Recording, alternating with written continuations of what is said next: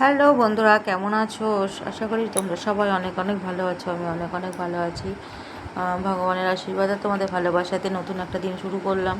তো সকাল সকাল তোমাদের সাথে একটু দেখা করে নিলাম। কি করব, সবার তো একই চিন্তা, সকাল সকাল রান্নাঘরে যাও, রান্না করো। তো সকাল সকাল তোমাদের আমি আজকে নদী দেখাবো। তো সকাল সকাল এই যে দেখো, জলঙ্গি নদী আমাদের বাড়ির সামনেই, তো একদম ভরাট হয়ে গেছে নদীটা। আর আশেপাশে যে কাছাকাছি জমিগুলো ছিল সেগুলো সব জল হয়ে গেছে। তো এই যে ভরা নদী, দেখতে তো ভালো লাগছে, কিন্তু যারা যারা মানে নৌকা চড়তে ভালোবাসো তারা একটু কমেন্ট করো, আর যারা নৌকা চড়তে ভয় পাও তারা আমাকে কমেন্ট করো। তো নদী তো দেখা হলো, এবার চলো রান্নাঘরে কী কী আজকে রান্না হবে দেখো। তো এই যে মাছ, যত রান্নাই হোক সকাল সকাল মাছ না পেলে তো কিছুই ভালো লাগে না। তো যাই হোক, ভালো মাছই পাওয়া গেছে।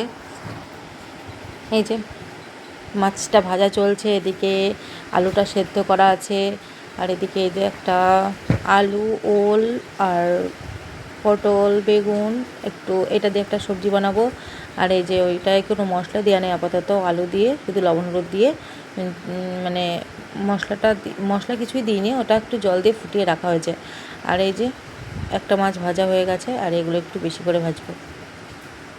সবাই তো সব রকম মানে ভাজা পছন্দ করে না, কেউ একটু কম ভাজা পছন্দ করে, কেউ একটু বেশি ভাজা পছন্দ করে, তাই না? তো যাই হোক,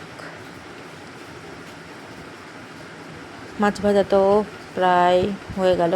এবার আমি মাছ ভাজাটা তুলে নেব। এই বিটটা কেমন আছে? এই বিটটা একটু বেশি ভাজা হয়েছে। তো যাই হোক, মাছ ভাজা হয়ে গেল, তারপর তেলের ওপরে দিয়ে দিয়েছিলাম পাঁচফোড়ন, তেজপাতা আর সব রকম মশলা, আদা, জিরে, লঙ্কা, রসুন, পেঁয়াজ। তো দিয়ে তারপর আলুর ওই যে ঝোল করা ছিল ওটা দিয়ে দিলাম। তারপর একটু চিনি, একটু গরম মশলা দিয়ে আর দুটো চারটে আলু এর মধ্যে মিশিয়ে দিলাম তরকারিটা গাঢ় হওয়ার জন্য। তো একবার খাবো আমরা, সেই জন্য 3 পিসে রান্না করেছি, আবার রাতে রান্না হবে আমাদের এই মাছের ঝোল। মানে এইসব তরকারি, যেই মেন তরকারি না, ওই তরকারি আমাদের রাতে বানাতেই হয়, কেউ রাত্রিবেলায় খেতে চায় না। তো সেই জন্য অল্প করে রান্না করেছি, আবার রাতে হবে। আর এই যে একটা আলু, ওলটা আগে সিদ্ধ করে নিয়েছিলাম, সবজিটা দিয়ে তারপর তেল দিয়েছি, তেলের উপরে দিয়ে দিয়েছিলাম পটলটা একটু ভাজা ভাজা হয়েছিল, তারপর দিয়ে দিয়েছিলাম আলু, ওল আর বেগুনটা। তো এর মধ্যে ভেবেছিলাম আমি ছোটো মাছ বা পুঁটি মাছ পেলে এর মধ্যে দিলে খুব ভালো লাগে ওলের মধ্যে, কিন্তু পাওয়া গেল না, অন্য দিন পাওয়া যায়। তো যাই হোক, এর মধ্যে দিয়ে দিলাম একটু পেঁয়াজ আর লঙ্কা। কারণ হচ্ছে একটাই, ওই যে মাছের যে মশলা করেছিলাম ওই মশলায় অনেকটা আছে, নতুন করে আর মশলা করলে অনেক বেশি মশলা হয়ে যাবে। তো তরকারিটা কিন্তু বেশি না, ক্যামেরাতে একটু বেশিই লাগছে, তো অল্পই তরকারি, সেজন্য একটু পেঁয়াজ লঙ্কাটা ওর মধ্যে দিয়ে দিলাম। তারপর ভাজা হয়ে গেল, তারপর একটু দিয়ে দিলাম পরিমাণ মতো জল। এই যে এবার ঝোলটা ফুটে গেছে, তারপর দিয়ে দিলাম, তারপরে নামিয়ে নিলাম। কালারটা তো চেঞ্জ হয়ে গেছে তরকারির, একদম দেখেই বুঝতে পারছো লাল থেকে হলুদ হয়ে গেছে। তো তারপরে এই যে দুটো ডিম অমলেট করব। তো ছোটো মাছ পাইনি তো কী হয়েছে, আমি আমার মতো করে রান্না করব। তো যাই হোক, এর মধ্যে দিয়ে দিয়েছিলাম একটু মশলা ডিমের মধ্যে, যেই মশলা করা ছিল মাছের। তো তোমরা যখন ডিমের ঝোল করবে তখন একটু ডিম ভাজার মধ্যে যে মশলাটা থাকবে ডিমের, হাতে করে একটু তুলে বা চামচে করে একটু তুলে ডিম ভাজার মধ্যে দিয়ে দেবে। সেই ডিম ভাজাটা খেয়ে দেখবে আর এই ডিম ভাজাটা খেয়ে দেখবে কতটা আলাদা টেস্ট হয়। তো যাই হোক, ডিমটা ছোটো ছোটো করে তুলে নিলাম, 6 পিস করেছিলাম। তারপর তেলের উপরে পাঁচফোড়ন, তেজপাতা আর সেই যে মশলাটা ছিল মশলাটা দিয়ে দিলাম। ডিম দিলাম বলেই এর মধ্যে মানে পেঁয়াজটা রসুনটা দিলাম, না হলে হয়তো পেঁয়াজ দিতাম, রসুন দিতাম না যদি ডিম দেওয়া না হতো। তো যাই হোক, এর মধ্যে দিয়ে দিয়েছিলাম একটু চিনি পরিমাণ মতো।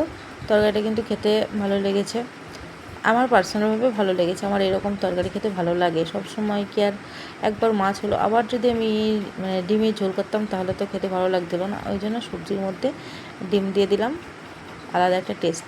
তো যাই হোক, আমি খেলাম একটু কর্নফ্লেক্স কলা দিয়ে দুধ দিয়ে। তারপর আবার দেখতে দেখতে তোমাদের সাথে রাতের মেনুটা আমি শেয়ার করছি।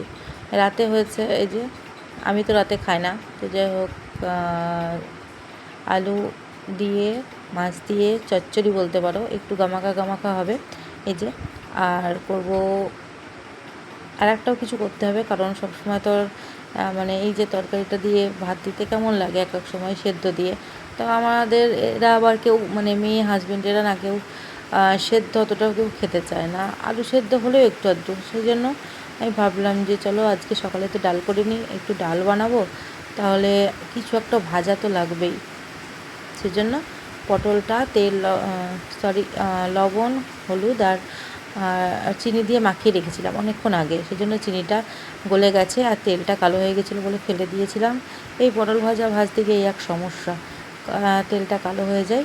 তো তারপরে এই যে ফেলে দিয়ে তারপরে আবার দিয়ে দিলাম এর মধ্যে পাঁচফোড়ন আর কাঁচা লঙ্কা দিয়ে, তারপর কাঁচা লঙ্কা দিয়ে এটা ভাজা হয়ে গেল, তারপর দিয়ে দিচ্ছিলাম ডালটা। ডালটা এরকমই থাকবে, আর একটু দিয়ে দিয়েছিলাম চিনি, আজকে ডালে পেঁয়াজ দিইনি ইচ্ছা করেই। তো এই যে ডালটা হয়ে গেল।